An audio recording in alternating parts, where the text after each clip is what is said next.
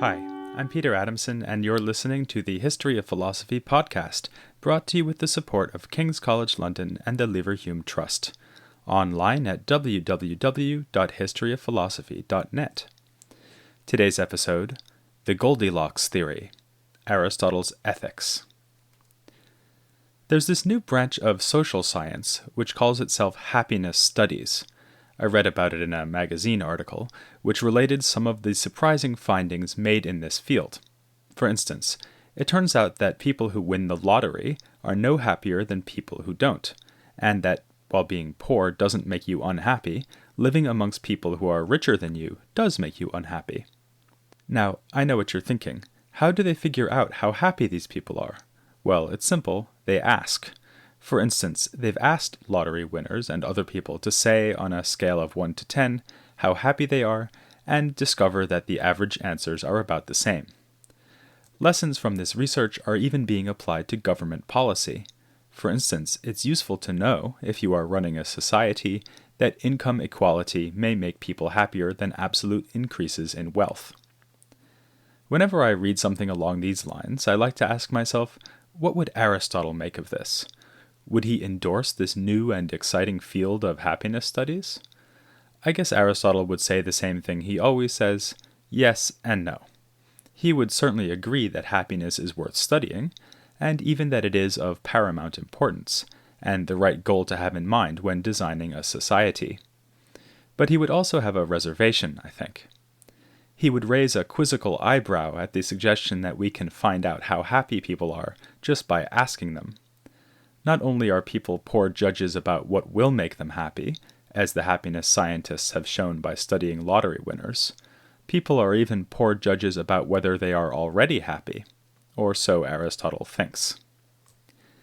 Here then we have a subject of paramount importance on which people tend to get badly confused. Looks like a job for a philosopher. Aristotle takes up the challenge in one of his best-known works, the Nicomachean Ethics. This is actually one of 3 works he wrote on ethics, along with the Eudemian Ethics and another rarely studied text called the Magna Moralia. The Nicomachean Ethics and Eudemian Ethics share a large section in common, and there is a debate about how they relate to one another, which was written first, and so on. I'll focus on the Nicomachean Ethics, named after Aristotle's son Nicomachus, since that's by far the most commonly studied Aristotelian ethical treatise. It is quite a long work and takes in not only ethical virtue, but also the idea of voluntary action, theoretical virtue, friendship, pleasure, and the superiority of the philosophical life. As with Plato's Republic, I will be devoting 2 episodes to it without even scratching the surface. As always, you should take this podcast as an invitation to go read the text for yourself, or to reread it if you've already had the pleasure. Aristotle begins the Ethics with the surprising announcement that we are here embarking on what he calls political philosophy. The Ethics is thus explicitly linked to another work called the Politics, which I'll reach in a few episodes. His idea is that the political theorist's aim is to figure out what will make the whole community happy. To do that, we need first to understand the happiness of individual people. The Greek word for happiness is eudaimonia, which already gives us a clue as to why Aristotle believes that people can be wrong about how happy they are. The word eudaimonia relates to the word daimon, a kind of spirit or minor divinity, like the guardian spirit that whispered in Socrates' ear whenever he was about to do something wrong. For this reason, eudaimonia has the connotation of blessedness rather than mere cheerfulness. Thus, for Aristotle, happiness consists in living a life that is blessed, a life that right-thinking people would admire and wish to lead themselves. If someone thinks they are happy simply because they are rich or famous, then they are wrong. This isn't the sort of life one should rightly admire. But why not? Couldn't we just say, to each his own, letting everyone decide how happy they are on a scale of 1 to 10? Aristotle thinks not, because there are good reasons to dismiss certain lifestyles as falling short of happiness. Take the goals I just mentioned, being rich and being famous. If you think wealth will make you happy, Aristotle cautions, you're wrong. After all, when you pursue wealth, what you really want is not wealth, it's what wealth can buy. As Socrates already pointed out, wealth is no good to you without an understanding of what to do with it. Even without the benefit of empirical happiness studies, Aristotle knew that a lottery win will not make you happy all by itself. To think that it could is a crass conceptual error, confusing the end we strive for with a means towards that end. Happiness, by contrast, could never be the means to anything. As Aristotle points out, it is the most final end we have. There is no further purpose for which we wish to be happy. Aristotle levels a similar criticism at the life of fame, or, to put it in a more Greek way, a life of honor. Many Greeks would probably have endorsed this as the most choice-worthy life, a life centered around political success, military conquest, and lasting reputation. Aristotle's own student, Alexander the Great, was perhaps the happiest person in the ancient world, if happiness and honor are the same thing. And like Plato, who deals with this topic extensively in the Republic, Aristotle is well aware of the allure of honor among his readers. But he sets it alongside wealth as a misguided goal to pursue, because honor as such is not good enough. We care why we are honored. If a bunch of low-life criminals admire me for my successful thievery, that is no reason to think that I am really leading a good life. Nor would we wish to be honored falsely for things we didn't actually do. So, if I am seeking honor, what I must really be seeking is some kind of life that would be worth honoring. In that case, the honor seems to be secondary. What I am really after is the good life that rightfully earns me the admiration of others. Again, I think we have to admire Aristotle. His argument strikes me as persuasive and seems to get to the heart of, for instance, the problem with contemporary celebrity culture. There is indeed something empty and absurd about being famous just for being famous. But a big question is left hanging. If what I want is a life that would rightly be honored, what would such a life look like? Aristotle, adopting an argument found towards the beginning of Plato's Republic, suggests that we can discover the answer if we think about what human beings are for. What is our purpose? What are we, as it were, designed to do? If we do have some purpose, then surely the good life will be the life in which that purpose is fulfilled to the greatest extent possible. Just as being a good flute player will consist in playing the flute well, so being a good human will consist in doing whatever humans are supposed to do, and performing that function well. But hang on a second. Why should we think that humans in general have a purpose or function? Aristotle answers that question with a question of his own. How could it be that the parts of my body, like my eyes, have a function, without my having a function? This would be as if my car were made of functional parts and yet had no overall purpose. Aristotle's train of thought here runs along tracks laid in his philosophy of nature. Remember that for Aristotle, all animals, plants, even simple things like the four elements, are pursuing some kind of goal. The goal of a plant is to grow to maturity and reproduce. The goal of a stone is to move downwards towards the center of the universe. If Aristotle believes that even these things have purposes, it's no surprise that he should think humans do too. This is not to say that Aristotle actually invokes any heavy-duty theory of nature or metaphysical considerations here in the Ethics, but the considerations would be available if we pressed him on the point. So, for the sake of argument, let's grant him that humans do have a purpose. How then can we tell what the purpose of humans will be? It can't be merely being alive or having sensation, because these things are shared in common with plants and animals. If there is a human function, it must be characteristic of humans. It must be the performance of the activity that belongs to us alone. What could this be? There's only one possible answer. It must be the use of reason. For it is rationality that distinguishes us from plants and animals. This is Aristotle's so-called function argument, which provides the foundation for the rest of his ethics. Given its importance, we're likely to feel that he should be working harder to convince us. Aristotle seems to think we'll find it immediately plausible, not only that humans do have a function, but also that our function will reside in whichever activity is unique to us. The upshot is that we cannot disentangle the question of what we humans are from the question of what we ought to be. As I've said, this is unsurprising, given Aristotle's conviction that every natural thing has a purpose, but it means that he is starting from a very different place than most modern ethicists. Perhaps the most notorious problem in ethics nowadays is the so-called is-ought gap, pointed out by David Hume. The problem is that we have, on the one hand, a factual description of the world and the things in it, and, on the other hand, a set of notions about right and wrong. A description about how things are does not by itself give us an account of how things ought to be.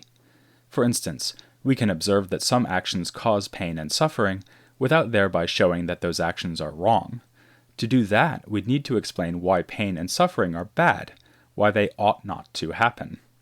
And yet, it looks like whatever we can observe about the world just gives us factual description.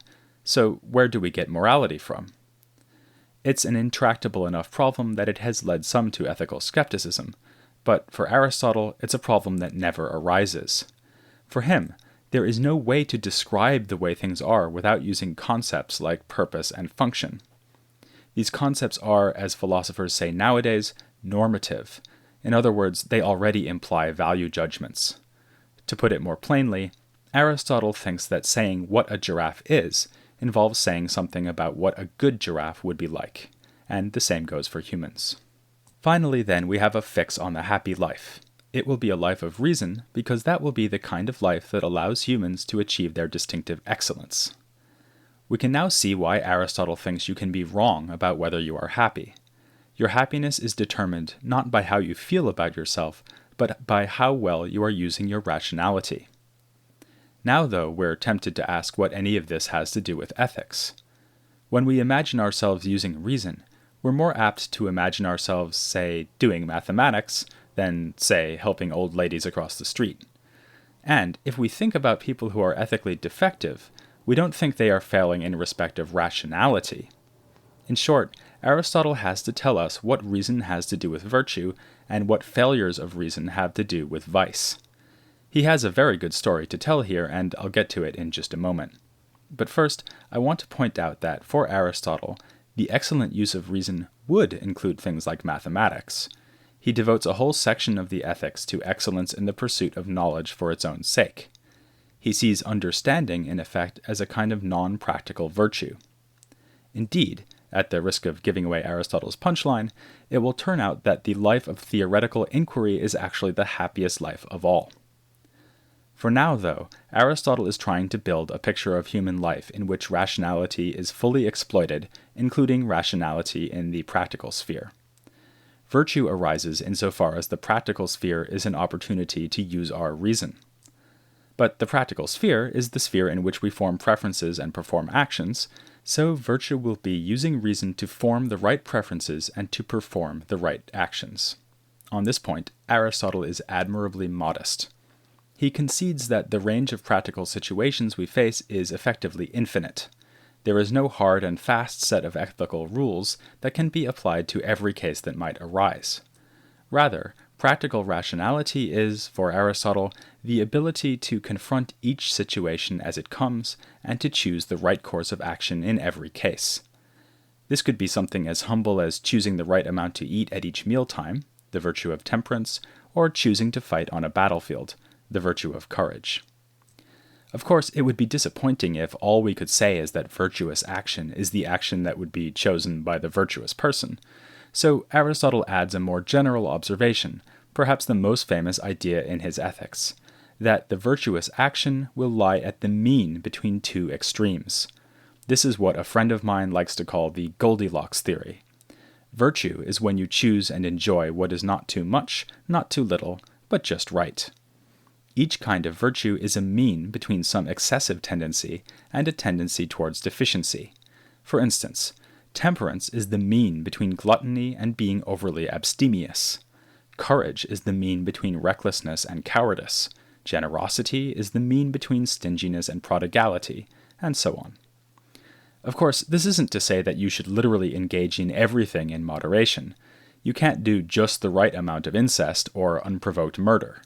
These actions shouldn't be done at all, which perhaps poses a problem for Aristotle, unless he can convince us that such actions are excesses in relation to some other type of action which should be done in moderation.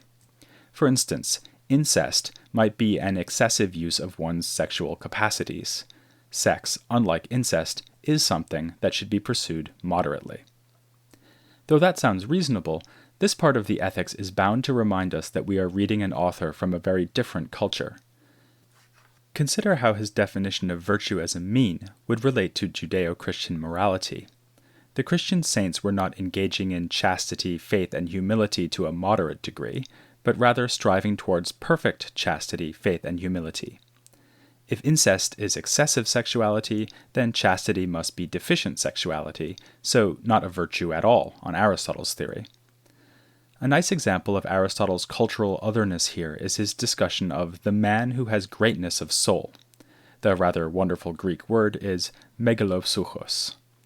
The great-souled person is perfectly virtuous, is well aware of his virtue, and acts accordingly, behaving with great dignity and seeing himself as significantly superior to those around him. Here we see that Aristotle's ethical exemplar is closer to Achilles than to Mother Teresa.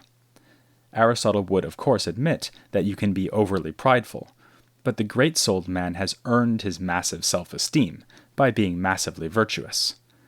A normal person who behaves like Achilles isn't being virtuous, he's being an arrogant twerp.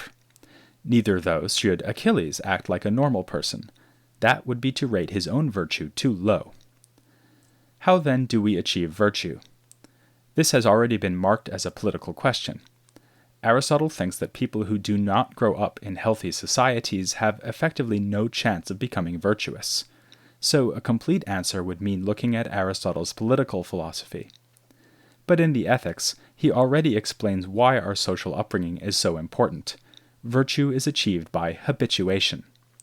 The very word ethics shows this, as Aristotle points out. It comes from the Greek ethos, which means habit or custom. Thus, we already develop the virtues when we are children. Parents chastise their kids for being insufficiently bold or truthful, and this inculcates in them a habit towards courage and honesty. On this point, it's traditional to draw a contrast between Aristotle and Socrates. As you'll remember, Socrates apparently thought that virtue involves some sort of intellectual knowledge, so that virtuous people must be able to give a definition of virtue. For Aristotle, this picture is far too intellectualist. As we've seen, he certainly believes that ethical action requires some kind of cognitive process. It is rational excellence, after all. But Aristotelian virtue is more like a kind of rational discernment or perception, in which I rely on my training to find the right response to any given circumstance. Again, the variation between circumstances means that no abstract definition or account can guarantee that I choose rightly. Ultimately, it's down to my ingrained habit, which not only enables me to make the right choice, but also means that I will want to make the right choice. I will take pleasure in doing what is right, since it is what I am used to. It is second nature. The difference between the virtuous excellent man and the vicious defective man is largely the result of training. The virtuous man enjoys and chooses the mean between extremes as a matter of course, whereas the vicious man enjoys the wrong things and has ingrained habits for making the wrong choices. Aristotle's picture is rather compelling. He's described virtue as something which brings us enjoyment and allows us to achieve our own personal excellence. My goal as an ethical agent is to do what I am meant to do, and do it well. Aristotle compares this to athletic pursuits, observing that we award admiration to those who actually perform virtuous deeds, just as at the Olympics they give prizes to those who compete and win, not just those who are most fit and beautiful. This makes virtue sound really worth having, and it's obvious why it is in our interest to have it. Virtue makes us the best humans we can be. But doesn't this sort of ethical athleticism leave something out? Something that is fundamental to ethics? What about treating others well for their sake? Should I really be generous, help my friends, have healthy relationships with my loved ones, all in order to pursue my own personal excellence? Aristotle makes it sound like other people are mere tools for me to use in attaining perfection. This is a problem we'll look at next time, as I turn to Aristotle's theory of friendship and consider in greater depth how the Aristotelian virtuous man uses and enjoys both the things and the people around him. So join me for that, my friends, next time on the History of Philosophy without any gaps.